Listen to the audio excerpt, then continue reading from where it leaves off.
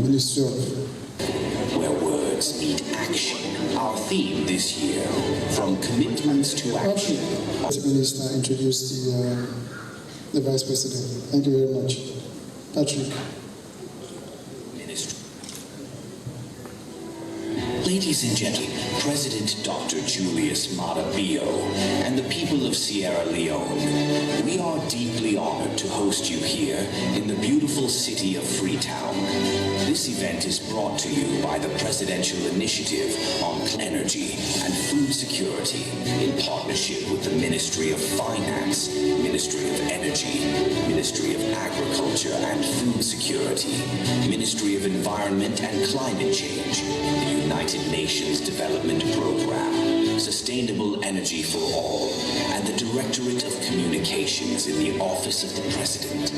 Thank you for joining us as we take bold steps toward a sustainable future. And once again, welcome to CRET 2024, where words meet action. Thank you. Dr. Mohamed Julde Jallo, our Vice President, honorable ministers here present, members of Parliament here present, chairpersons and mayors of councils, distinguished ladies and gentlemen, you're welcome. You will agree with me that yesterday we had an electrifying session, opening session, with His Excellency the President present, and we are also blessed and honored with the presence of the Vice President. And during the presentations and breakout sessions, we've noted about 7 key messages which we want to share with you this morning. Number one among the key messages is that to achieve His Excellency's vision of universal access to energy, the convening of such a forum is important, and that it brings and aligns the resources, the power, and all stakeholders to create an avenue for monitoring and evaluation, as well as tracking and accountability of what we do together in the energy and climate sectors. Number 2 is that capital investment mobilization is required to get Sierra Leone to a place where climate resilience and energy transformation are realized, and that creating an enabling environment for private sector participation is one way that will fill the gap that we have in the energy sector. Number 3 is there was a collective consensus from stakeholders to drive the relevant policies, the work plans of the various MDAs, and collaboration for us to achieve clean energy, specifically to address the gender and climate impacts of cooking and the reduction of use of firewood and charcoal. Number 4 is that investment is needed to socialize grassroots communities and, of course, advocate for solutions and the benefit of adopting newer energy technologies, example, gas, solar, stoves, for developing the capacities of local communities for the adoption of such technologies. Number 5 is that PI-CREF dialogue needs to be replicated at giving ample spotlight to the many local Sierra Leonean innovators that have built a low-cost systems or low-cost solution. Development partners as well as the private sector reaffirming their commitment to support the energy sector, specifically in revitalizing and energizing the transformation of the energy sector in Sierra.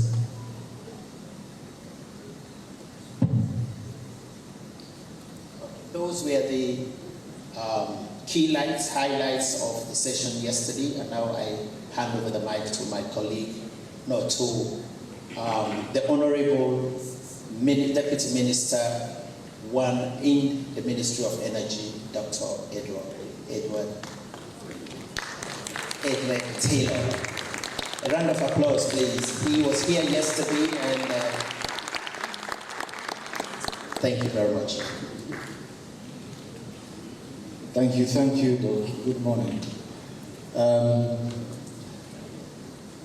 The Honorable Chief Minister, Ministers of Government, distinguished delegates, good morning again.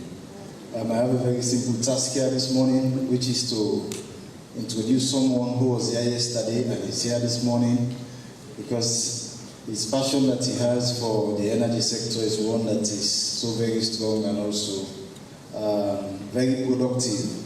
He is somebody that went to school in Sierra Leone. He holds a master's degree in political science as well as a PhD also in political science. And he's somebody that also has traversed so many areas in the world because he was a United Nations staff. And he has a wealth of experience with respect to several countries, not only in Africa, but also in the Middle East and some parts of Europe as well.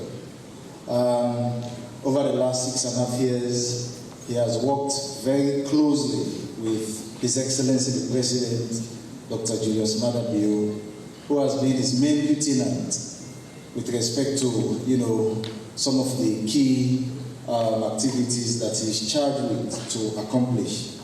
And as a matter of fact, as we all celebrated the MCC today in this country, I think that accolade has to go to him because he was the one that His Excellency the President put in charge to deliver the MCC. And without a doubt, the mode of delivery of the MCC is one that in fact others in the sub-region are also trying to emulate.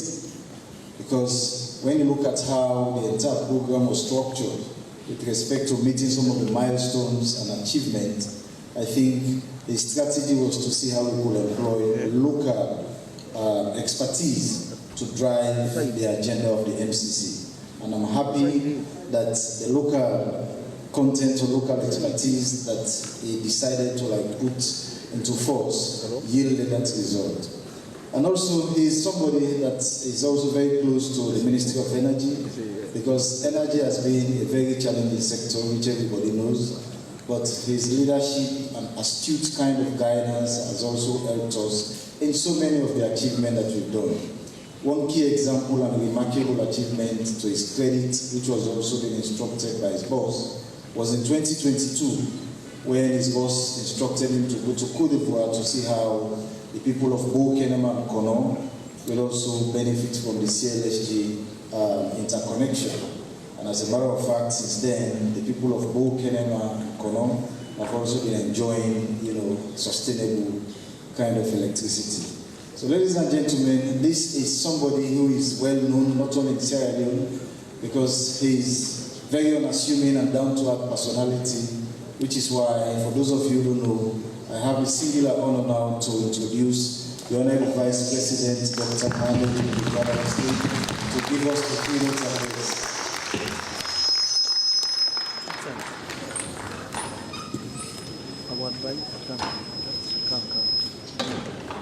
Thank you very much. Kindly sit down, please. Chief Minister, first, I must say that I feel very honored this morning to deliver a statement in this very important program. Asked by the presenters to talk on energy as a key enabler for development. You will agree with me that since yesterday, successive speakers before me the entire day and giving the recap that has just been made here, have no doubt continued to underline the importance of energy to sustainable development. Today, I will tell you clearly that my experience and engagement with the sector over the years have clearly indicated that energy is more than an enabler. It is, if not, the most important vehicle to deliver development.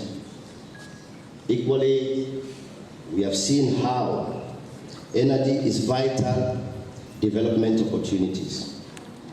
I want to use this opportunity this morning to place our energy transition efforts over the years, to use that to explain how and how far we have gone and how we see energy interlocking with the development prospects of our country.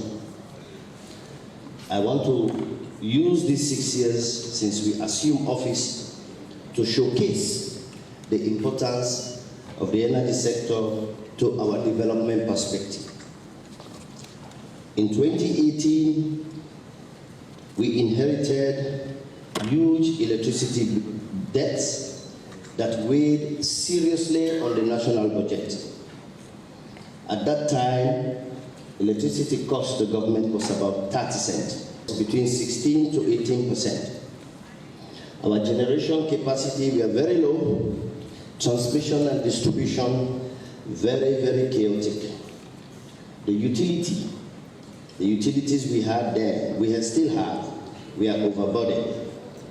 We continue to suffer from huge technical and financial losses.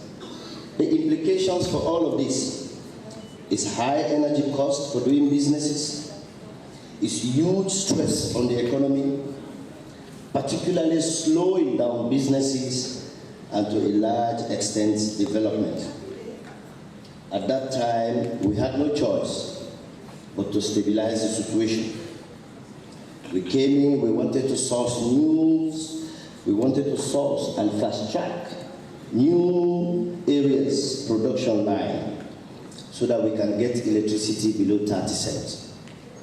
This explains why the minister just mentioned of my visit to Côte d'Ivoire to get the Ivorian authorities to fast track the electrification of the CLSG line.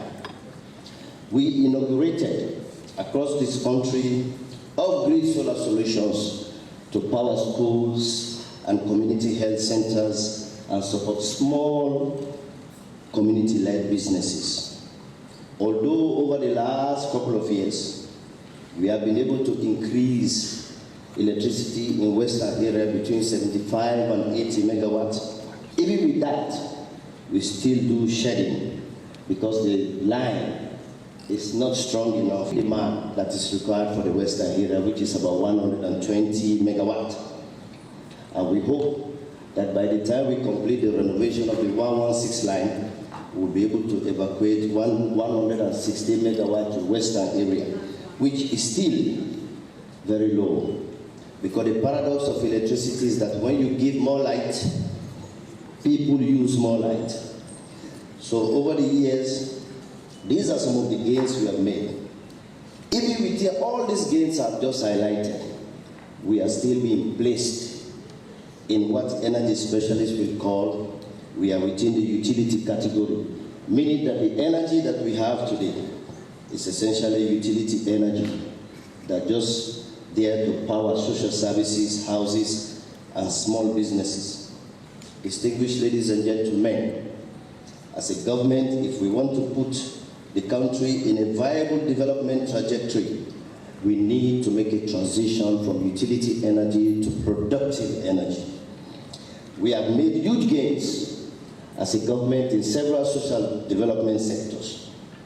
In the area of health, in the area of education, I don't need to mention all of this, and also in the area of governance as a government, which was essentially the bedrock first time in office under the Human Capital Development Initiative.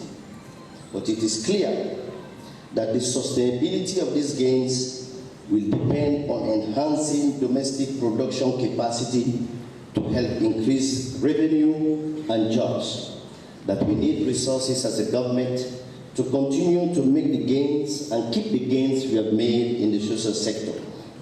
It is evident that we need resources to support these sectors. These can only come from a viable, productive sector. And energy is key to unlocking the potentials of the productive sector. Today, businesses, mining companies, manufacturers spend huge amounts of money on electricity, increasing their overall production cost and more also their overall management cost. Just yesterday,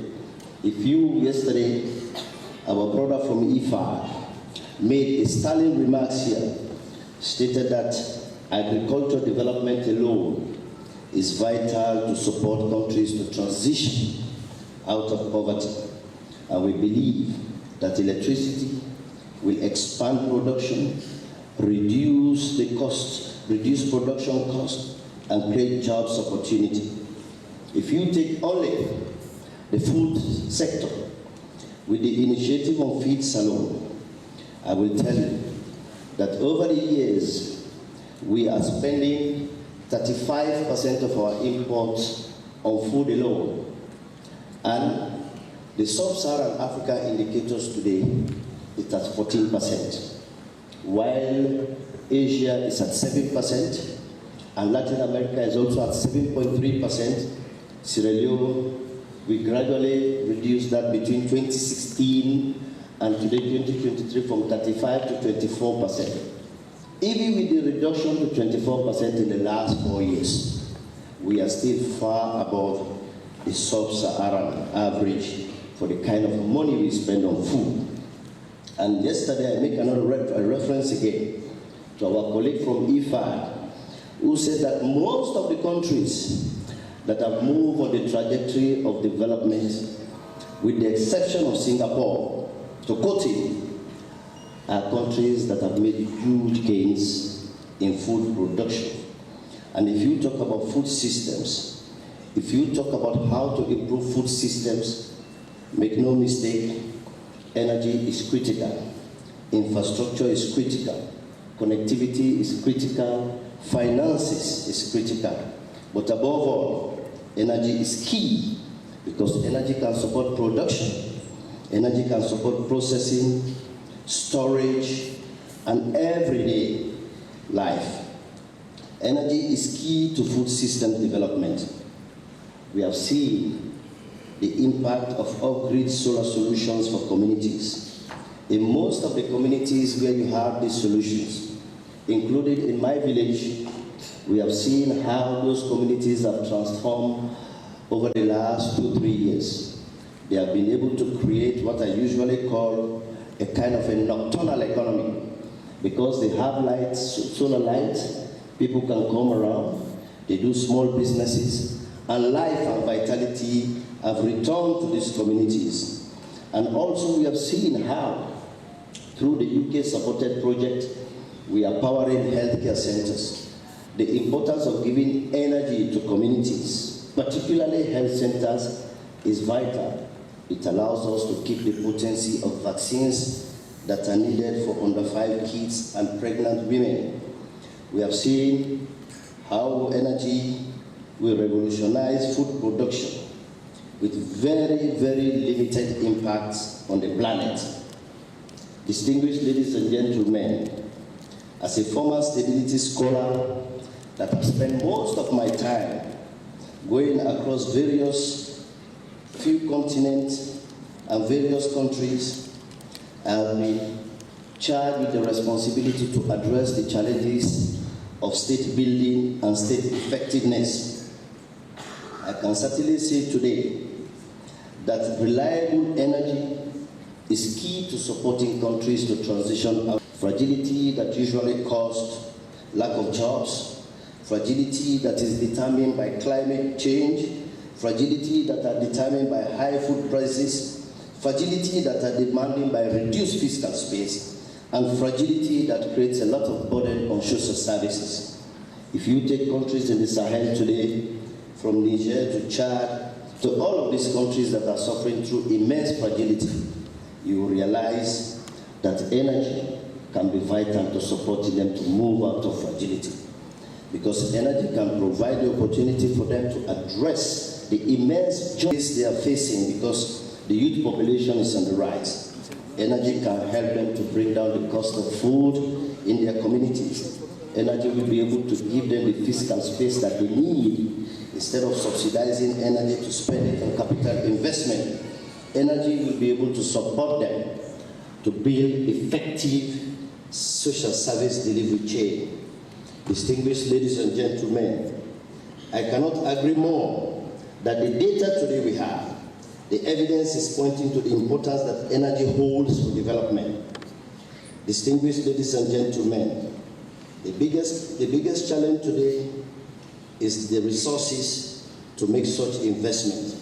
And I want to believe that this data that has got all the talent and key experts across the world to come here to think and to share your perspective with us holds promise for this challenge.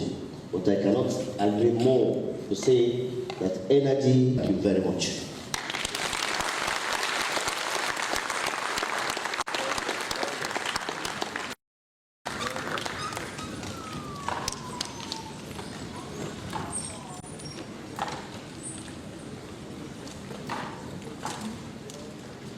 Very much, the Honorable Vice President, for setting the tone this morning with respect to how energy can also those words of inspiration, and will definitely engage as you leave with other participants so that some of the messages that you've echoed are going to be the bedrock of the discussants with respect to the various plenary sessions.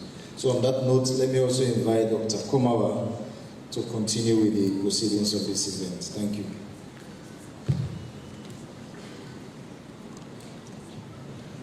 Thank you. Now the session which we are about to start is called Integrating Food Systems Resilience in the Feed Salon Program. Let me thank His Excellency the Vice President for making my job very, very easy, because the speech that he has given has laid the foundations for the discussions that we are about to start, noting very well the key role and the impact of climate change on the food systems development, and he has eloquently outlined the relevance of energy in the transformation of nations. And for the discussions that we are about to start, our role or our objective is to put into perspective some of the key points of that speech, which perhaps, if I can summarize, is a nexus between energy and food security and food systems development, the need for energy to boost productivity, which is through irrigation, the need for energy to add value and manufacturing, which is through agro-industrialization, the need for energy to keep our food safe through cold chains or drying of foods, and above all, to ensure that food that is produced is not only for the sake of production, but that it creates wealth. Because if wealth is not created, you will see people moving from the agricultural sector. I also want to note that looking at data that is available, countries that are food secure are also energy secure. And in fact, the other way around, most countries or all countries that are energy secure are food secure. You can check the World Bank data, and you can check for countries that you know that are not even doing agriculture. We're lucky again to have a champion in this area of food systems who will be coming to talk to us on how to strengthen resilience in the Feed Salon initiative. This individual, this person, I had an opportunity to be a peace team in Rwanda recently, where he represented Sierra Leone on the global platform of building food systems globally. And after his intervention, the whole world that gathered, whole Africa that gathered there, gave special sessions to Sierra Leone. Sierra Leone was blessed with special investment rules through his eloquent laying down of the issues of Sierra Leone and how the government is addressing those issues. It is my single honor and privilege to invite our Chief Minister, Dr. David Sender, to give the keynote address.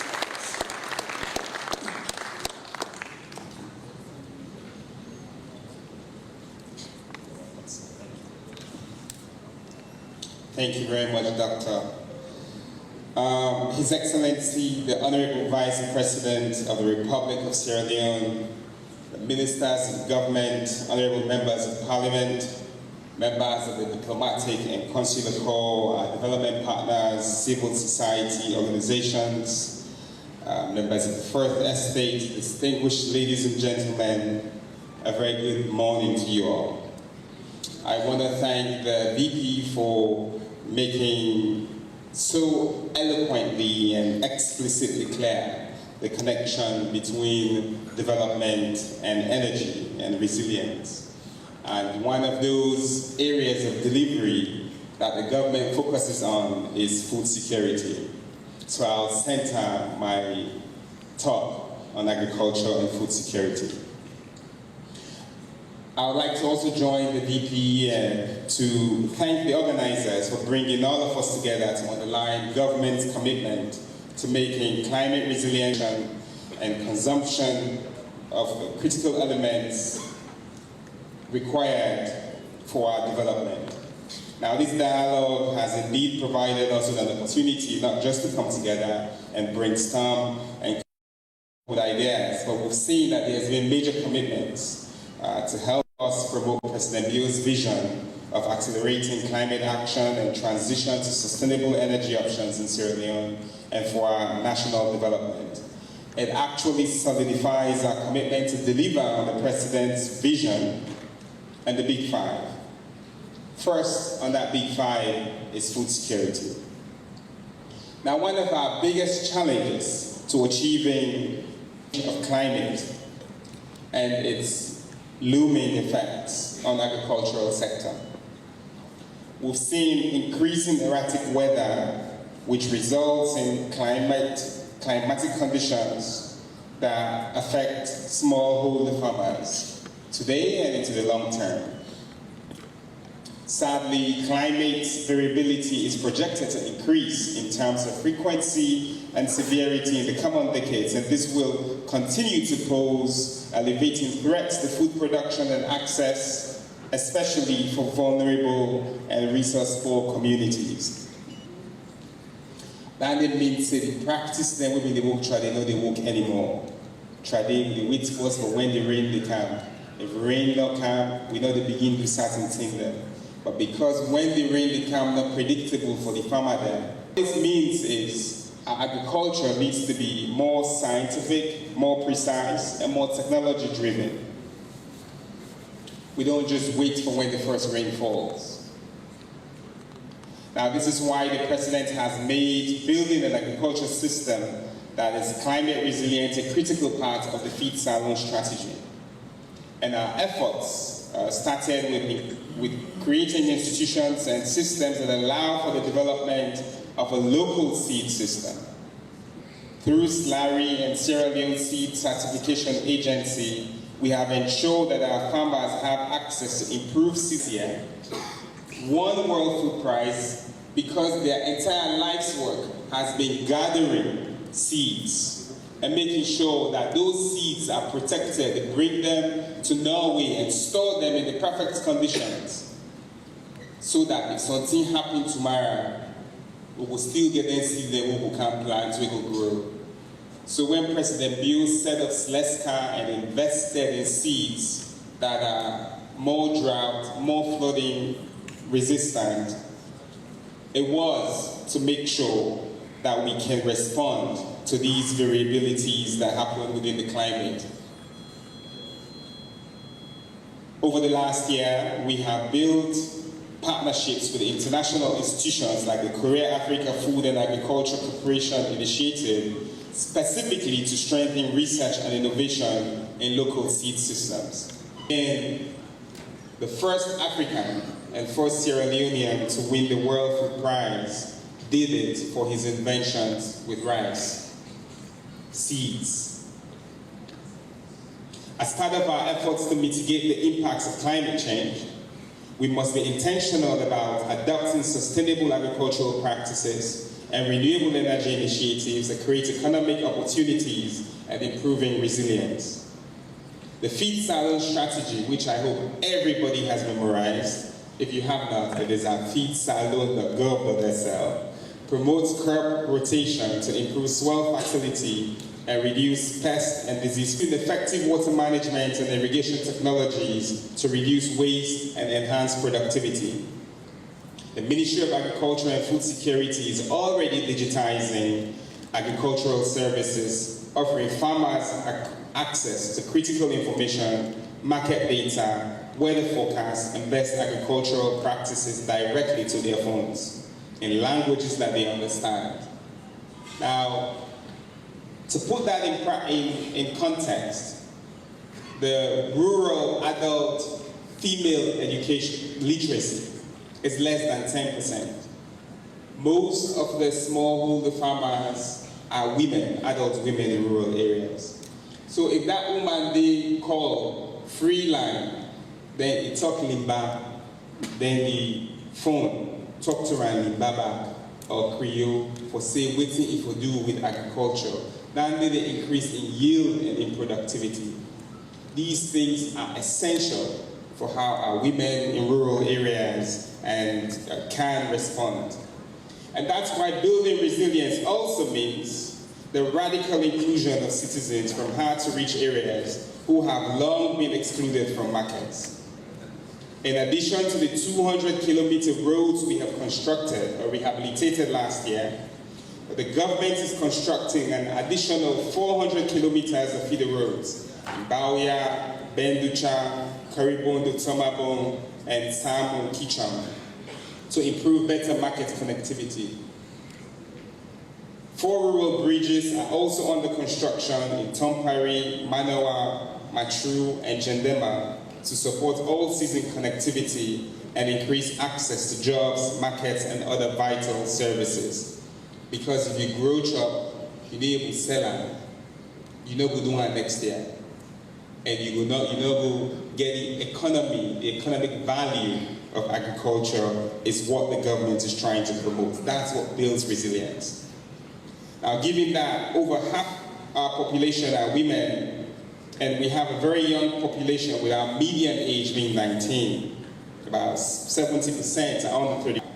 Climate resilience is also about ensuring that our women and youth play critical roles in food systems.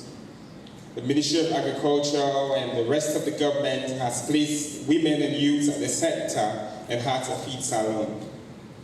From providing target access to finance for women, through matching grants and other guarantees to providing access to financial literacy, financial services, and credit facility for women and youth agripreneurs, we're implementing these policies that ensure that no one is left. We've seen, and this is not for show, we've seen the president go to harvest in his farm, a community farm. We've seen the VP this weekend go and harvest in his farm, a community farm. We've seen I go and harvest in my farm, a community farm. And several other ministers and government officials do it. It is not for show. It is to say that as a government, as a people, we all have to take responsibility to build resilience in our communities through these collective community agricultural practices. Now, even though some of this progress we've made is informed and shaped by the partnerships across international organizations, local organizations, and our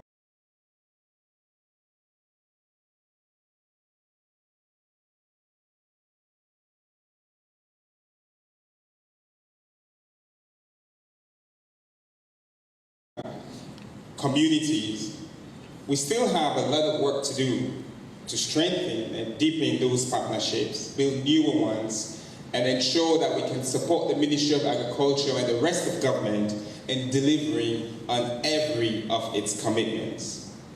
We must do it as individuals, we must do it as communities, and we must do it as a nation.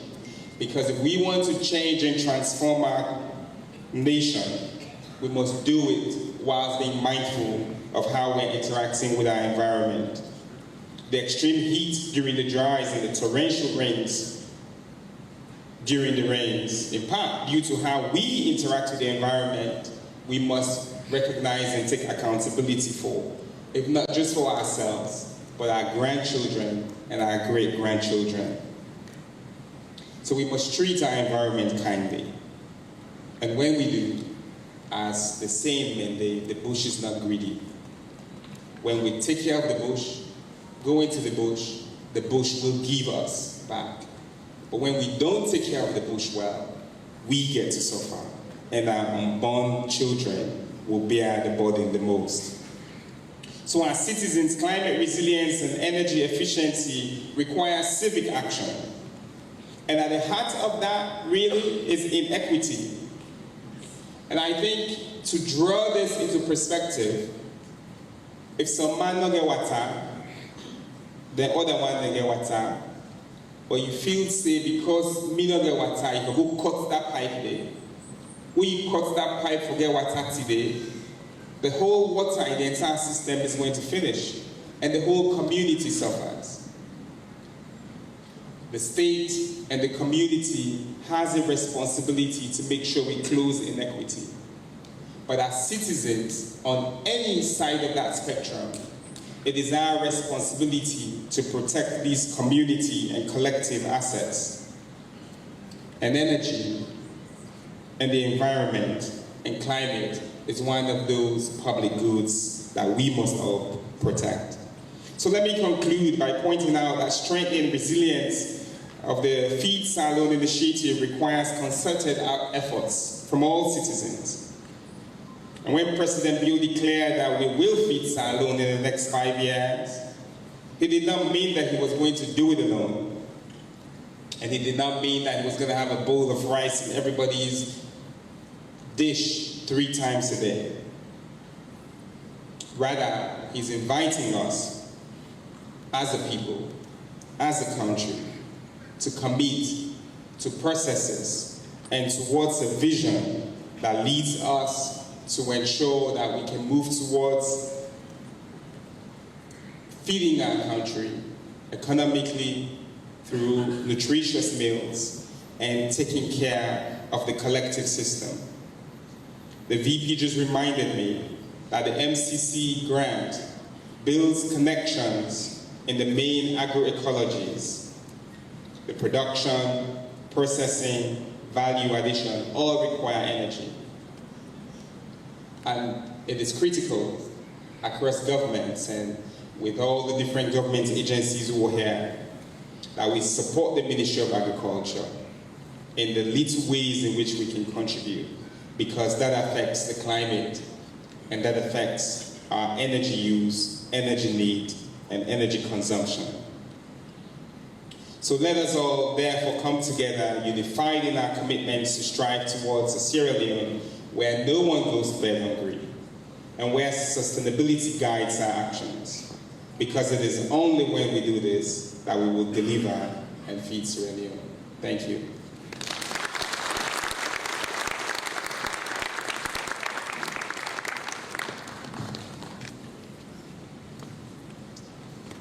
Please join me once more to give a round of applause for the Chief Minister.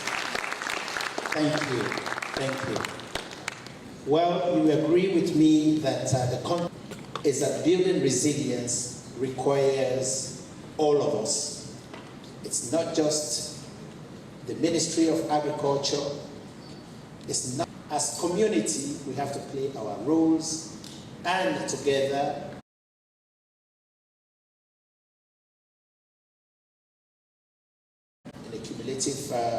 fashion as a nation.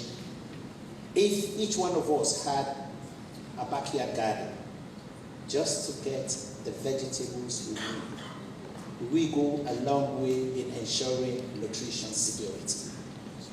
If our communities in the villages had 1 chicken per woman, or 1 cow, or 1 goat per family, we will go a long way of achieving nutrition security. That's just to put it in context what the Honorable Chief Minister was saying. Climate resilience, which is key. This year, we had the opportunity to have a mission with the Ministry of Agriculture.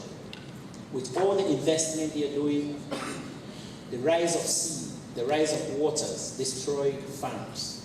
Again, the relevance of we all working together to protect the forest. Again, it's one of the things which the Chief Minister was alluding to. Building resilience requires radical inclusion, which means, again, rural communities, women, youth, alluded to, and the effort of government in that respect, in building roads and bridges, and of course, making sure that women have access to finance and financial services. These are key to building resilience. Last but not the least, he did mention about technology. Without technology, we won't leapfrog. So if our partners are here, I think that's a key message from our Chief Minister, that investment is required in technology, particularly labor-saving technologies. We need technologies for land preparation. Most of the farms these days are done by women, and if they don't have machines, the health repercussions are huge. We need technology for value addition, because it's not just to produce, you have to save that product and you have to add value to bring to market. So on that note, thank you very much, Chief Minister, for laying out the grounds for our discussion. And now it's my pleasure again to welcome and to invite and welcome the Minister of Agriculture, who unavoidably is addressing also other pressing issues, national issues outside of the country. And he has asked his Chief Agriculturist, who I have also had the privilege of working with. He was the head of SLARI in Sierra Leone post-war. He rebuilt the SLARI after 11 years of war. The whole research system was destroyed. That gentleman was head of SLARI, who built that SLARI. Thereafter, he was appointed the Director of Research at CORAF at the West Africa level. And later on, he moved to the Africa Rise, where he contributed towards the propagation of the Africa Rise. And now, His Excellency has called him back home to serve as the Chief Agriculturist in the Ministry of Agriculture. Please join me to welcome Professor Dr. Abdoulaye Jallow.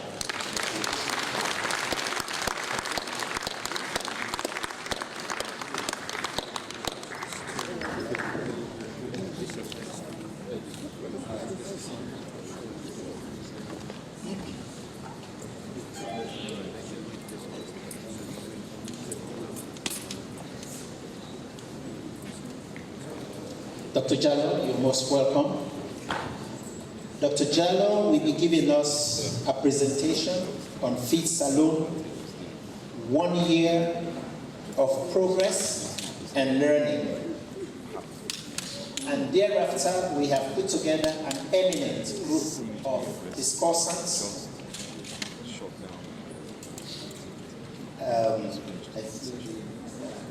Okay.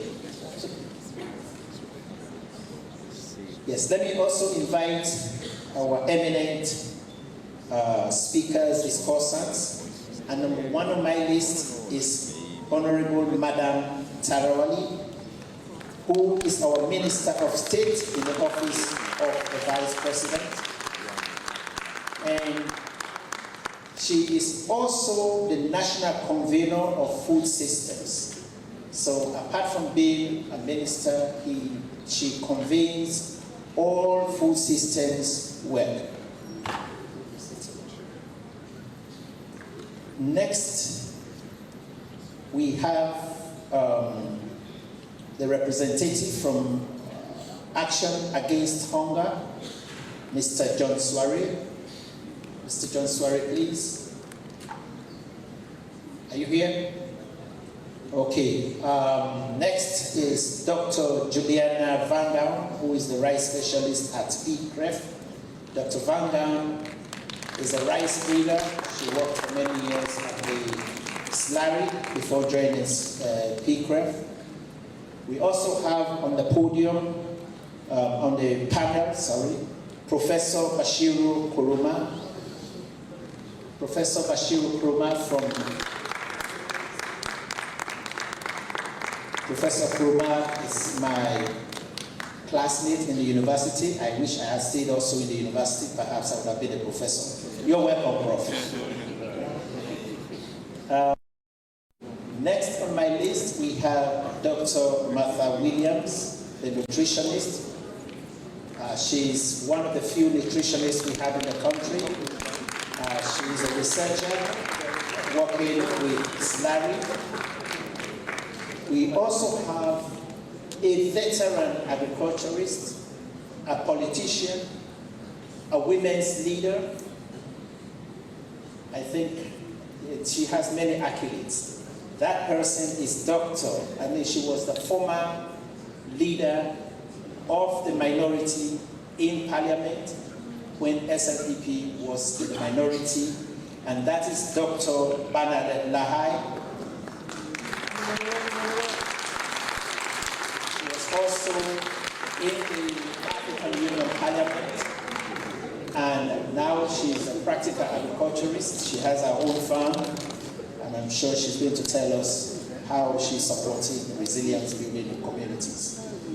We also have on the panel Mr. Mahesh Nandawani, the Chief Executive Officer, PC and Sons.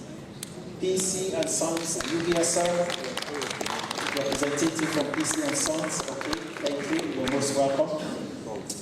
So, distinguished ladies and gentlemen, this is our panel of discussants, and before the discussion, we have the presentation from Professor Abdullahi. You're welcome.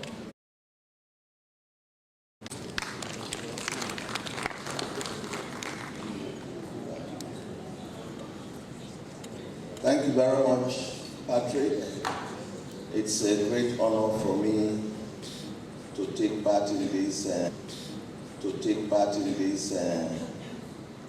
very exciting meetings since yesterday, and I think the Vice President and the Chief Minister have really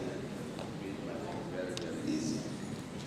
I think the Vice President, of course, laid the nexus between energy.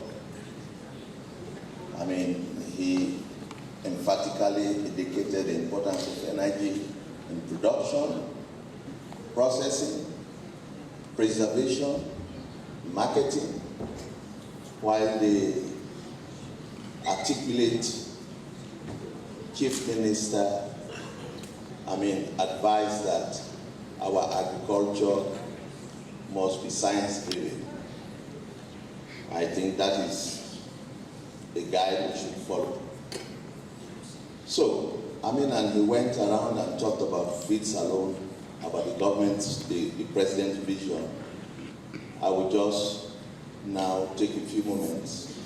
I'm also happy that we have a panel like this. Whatever I forget, I think they will chip in. But let me just share with you what we have done. First, it starts with the vision.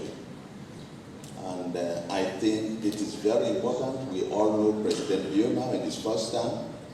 It was education, and we know the strides that were made. To pick on agriculture as a flagship among the big 5 game changers, I think we are honored. Our work is cut out for us, but I think it's a good vision that is good for the country. That is his vision.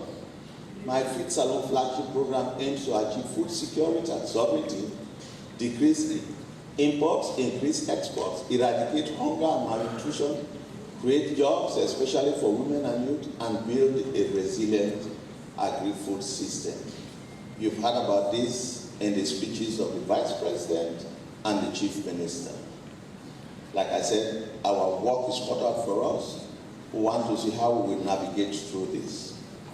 And I think President Bill just didn't, of course, he created a vision, but what he also did was to appoint on whose shoulder the implementation of feed salon is. And I can assure you, I've worked with him for about 1 year. I think he has all that it takes to deliver on this mission.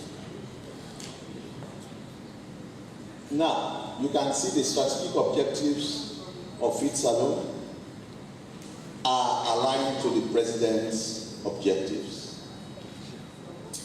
What feed salon has really done, like I said, Dr. Parker, when given this mandate, has developed a strategy. Because if you don't have a strategy and an operational plan, you won't have a food bank. That is the first deliverable of feed salon. Dr. Parker has developed with his team, has developed a strategy that will guide us, that will provide the basis to follow by all in the food system. There are 6 pillars that have been identified in the feed salon. 1 is mechanization and irrigation. 2, seed and input systems. 3, aggregation, processing and market linkages. 4, agricultural finance. 5, agri-tech and climate smart agriculture. And 6, empowering women and youth. These are the axes through which feed salon will be implemented. The President, after that, has established a council that is chaired by himself to ensure that this vision comes true. And there is a secretariat that is housed in the Ministry of Agriculture to make sure that we take this. And of course, I'm a very loyal food soldier in this match. Next slide, please.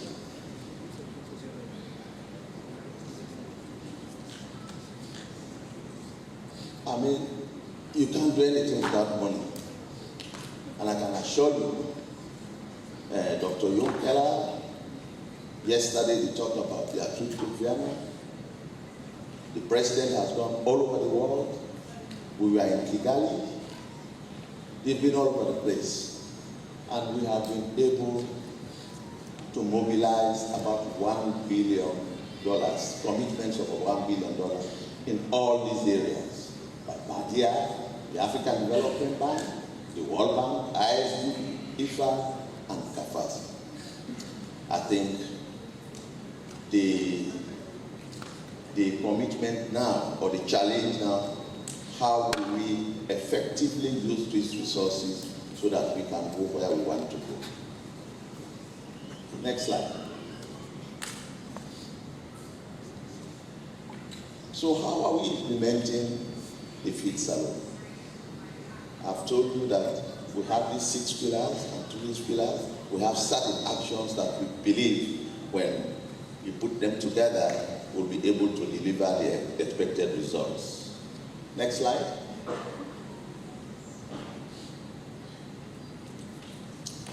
Good. In Sierra Leone, that is a map of Sierra Leone. I don't need to tell anybody that here. And what used to prevail is that you have a lot of upland farms, rice. Sierra Leone is blessed. It is one of the countries that has the most diverse agroecologies for rice production. We have the uplands, we have the inland valley swamps, we have the mangroves, we have the bony lands, and we have the riverine grasslands. But what as a government, as a ministry, we have realized is that the place of rice is in the lowlands, and we can reserve the uplands for tree crops. So based on that, we have gone across the countries If you look at those areas mapped, with the triangles here, green triangles here, these are what we call rice bowls. These are areas that have thousands of hectares of lowlands suitable for rice production. So, we are going to concentrate these areas and make them hubs. Hubs in the sense that you have the agroecology, you set in a system that will provide mechanical cultivation, processing, have roads that are leading to this so that you can bring in inputs and evacuate the products. Investing in the seed system, I think the Honorable Minister, Chief Minister indicated that you need a very good system. You need the seed has the genetic material, the genetic information as to what the plant will become. If you have a very good seed, it has that potential. But it is just the potential. If you have a baby and you don't give that baby enough food, it will not grow well. So if you have a seed, first of all, if the seed is not good, it is not good. If the potential of the seed is not good, it is not good. So you want to make sure that you have a seed that is of high potential and is of better quality. So the seed system is very important. I can assure you, for the first time in this country, last year when we came, we said we are not going to import seeds from outside. We organize the research system, we organize private sector players, and we encourage the private sector to supply our seeds. They were not the best, but I said we need to start somewhere. But I can tell you, as I'm talking to you now, we have projected how much seed we will provide for farmers next year, and the research system have provided the foundation seeds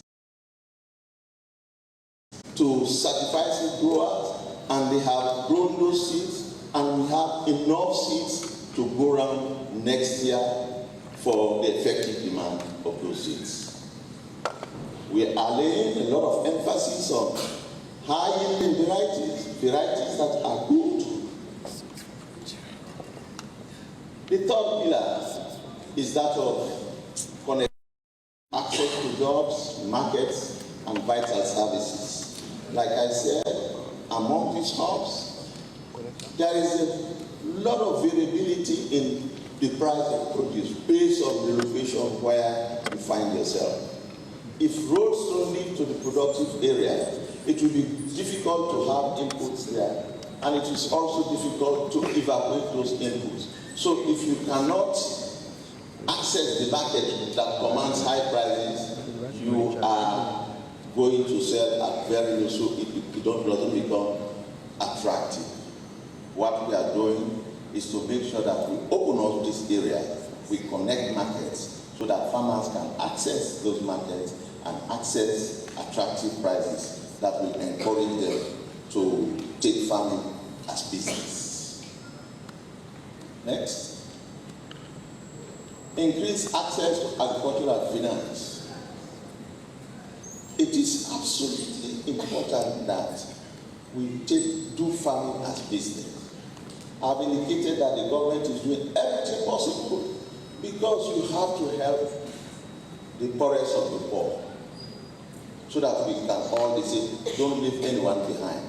But while doing that, you want to make sure that you identify those individuals that are actual entrepreneurs to go into farming. We have, one of the experiences I have is the fact that we have not been able to follow through with the support we are giving to farmers. You support farmers, the same farmers come next year, they come the other year, so you are not going anywhere. We are going to make sure that we provide an enabling environment for farmers that have the ability and the capability to move farming forward, so that we can provide an enabling environment in terms of policies and access to finance so that they can do farming as business and expand at scale. We have three major sources of finance. In the Bank of Sierra Leone, there is a 10 million loan credit facility at a very low percentage. I think the prevailing interest rate in the banks about 25 or 20, something like that. This interest rate is going for about not more than 10%. This is just an opportunity for entrepreneurs like input dealers, people who want to buy machines, to come in and get these loans and provide the required services for the people. The FSRP is providing $7.9 million as matching grant. This is not a loan. For those people who have already started doing business, I can see prominent seed producers here. I can see maybe one of the prominent fisheries people, agriculture people here. Those are the kind of people used from the European Union. It's mainly we want to make sure that we can develop, like we have said. This year is an unprecedented. I mean, not that it had not happened before, because people are confusing climate change and changing weather. We have to be very, very careful. It's not unprecedented. It's been happening maybe every 5-10 years it happens. And but I can tell you this year, last week I was in a farm in the Bomale district. We know that Tomabum and Bondafi are riverine grasslands. The rivers will overflow their banks and they will go into the plain. But in the Bolis, in the Bomale, it doesn't happen so quick. It happens seldom. Last year that was the case, and it destroyed a whole lot of rice fields. We want to make sure that we can bring in an insurance scheme that will take care of those eventualities. Next slide. Next slide. We are leveraging technology and innovation. The Chief Minister said, science, our agriculture should be science-driven. We have to adopt technology into farming at all levels. We have been able to. We are, first of all, like I said, we are having a problem with, going over the same farmers every year. Now, we are geo-referencing them. We know, Farmer Bamboy, you are in this village, this is what you are doing. Next year, when we come to choose beneficiary, we know you are in our database, we will choose another person to help that this can go around. We have done soil mapping. For over 50 years, Sierra Leone has been doing blanket fertilizer recommendation. What does blanket fertilizer recommendation mean? The same rates that is applied in Kaila is applied in Kabambe, is applied in Bujebo. That is not correct. You need to know what they call the native fertility of the soil to see what is lacking and how much you can put there to make sure that you have the yield that you want. We have mapped our soils, we know what they are, and we have not only done that, we have digitized it. So in your cell phone, you can click to your village and see what are the characteristics of the soil and see what you can do. Next slide. We are also empowering women and youth in agriculture. We have specific programs for women and youth in various value chains. Next slide.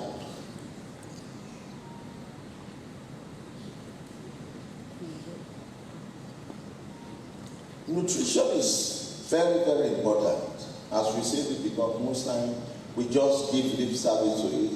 But I want to assure you that we are making a conscious effort to mainstream nutrition into all that we are doing. These are just some of the key issues we are addressing. Orange fresh sweet potato, yellow fresh cassava, consumption of micronutrients, and we are going to conduct, because if you don't know, it's like if you are sick, you go to the hospital. If the diagnosis is not correct, you will not be able, you will not prescribe the right medicine. So In collaboration with IT, we are going to do a national micronutrient survey to see where we are, to indicate to us what we need to do to improve the nutritional status of our people. Aflatoxin is a hidden danger in our foods. We are going to address that. We are evaluating new types of vegetables for how much nutrients they have and how easily we can move these ones which are available. Last but not the least, we now have rice varieties that do not only have high nutrients, required nutrients, but there is what we call low glycemic rice. It's digested slowly and absorbed slowly so that diabetes is averted. Next slide.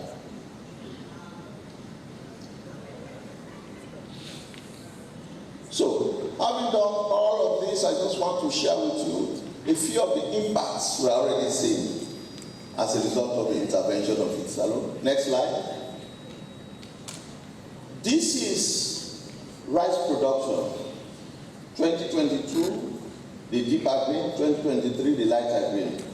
You will see that area increased by 10%, but productivity increased by 35%. Imports. One of our objectives is to reduce imports. Clearly, there was an increase in import from 2021 to 2022, or 2022 to 2023, it has reduced. And I can assure you, the statistics that was given to us by the Ministry of Trade by August this year is that we are about 150,000. What that is saying is that by December, I am sure we will not go more than 200,000, which means there is a declining trend in rice imports, which also means that we are saving on imports or spending valuable foreign exchange in imported rice. Next. The same goes for chicken. You can see there is a declining trend. The same goes for eggs. There is a declining trend. We are doing everything possible, particularly for poultry. Our poultry farmers are importing maize and soybean from Ghana, Mali, and Guinea. In the next 2 years, that is going to stop, I can assure you. And I think that will be translated in not only increased production of chicken and eggs, but reduction in the price. Next. Onion imports, the most dramatic in the country. We know what happened 3 or 4 years ago. Thanks to BC and Sons, there is an increased production of onions. And before I came this morning, one of the producers in Holland is begging us to come and produce onions in this country. So you can see just what's in the horizon for us. Next. This is we want to increase exports. By reducing import, we want to increase exports. Cocoa is our flagship crop. You can see, well, of course, it increased. It was high in 2019, but it came down to the lowest in 2022. By 2023 last year, it has increased. I assure you, it is going to increase more in 2024. Next slide. So, what have we learned? And where are we going? We have realized that, for example, in rice, they've imposed a 5% tax. Mixed feelings about it. Some people say it is small, it's not effective. Some people say, no, we should not. I know we are going to increase production, and I know we are going to make sure that we protect the local farmers. It's not only in rice, for poultry as well. So, we'll see how that dynamics plays out. Orientation towards farming and business, I think I have talked about that. We really need to make sure that we support real farmers and not portfolio farmers. Fostering, capitalizing community banks and effective access and administration to loans. We are linking, now we have Apex Bank, we have the community banks. We are encouraging the formation of cooperatives so that real farmers can access finance to do their business. Timely provision of inputs, like I've said. Next year, we have land. By February, March, all the rice seeds, all the fertilizer will be in locations. This will enable us to plant at the right time. Better coordination with private sector, of course, we want the private sector to come in. The government cannot do everything. More emphasis on productivity with reasonable expansion in area. You see, the chief minister was saying, the president harvested, the chief minister, I was there with him, we harvested, the vice president harvested. I can assure you, Sierra Leone, we have one of the lowest productivity in rice. We are growing less than 2 tons per hectare. If you look at all those fields, they are not more than 2 tons per hectare. So what I'm saying, what we will do next year is to make sure that we seize on expansion and we increase productivity per unit area. So with the same area, you are having 1.5 tons. If next year you can have 3 tons per hectare, you have doubled your production. So when people come to me and say, I have 100 hectares, I tell them, I would rather prefer you do 50 hectares and manage it well. You have much more than you would have had from that 100 hectares. So we are going to emphasize that. And of course, it's not just only producing. When you produce, you have to make sure that you reduce post-harvest losses. I think that's the end of my presentation. Thank you very much. Thank you, Prof. Thank you, thank you, thank you, thank you. Well, we've all heard from the Chief Agriculturist of Sierra Leone, giving us a rundown of the achievements of the President's flagship feed saloon. He's also given us the plans they have ahead and the key issues that needs to be addressed in terms of policies.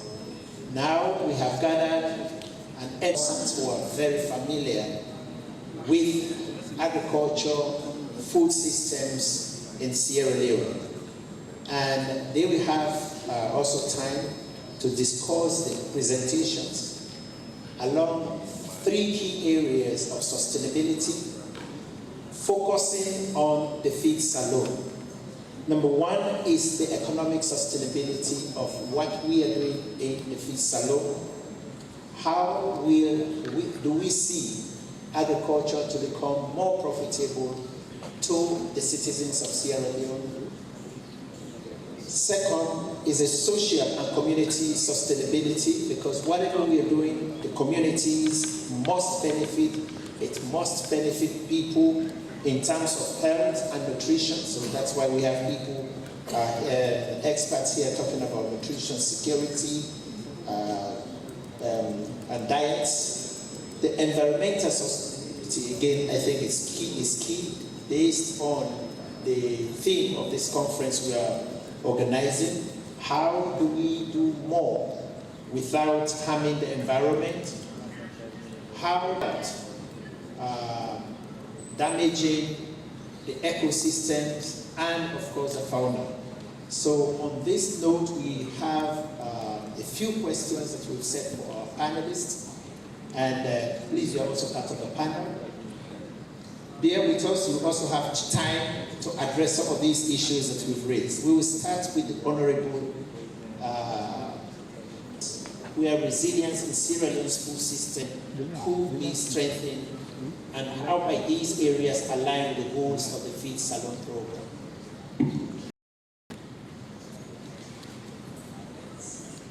Thank you. Thank you so much.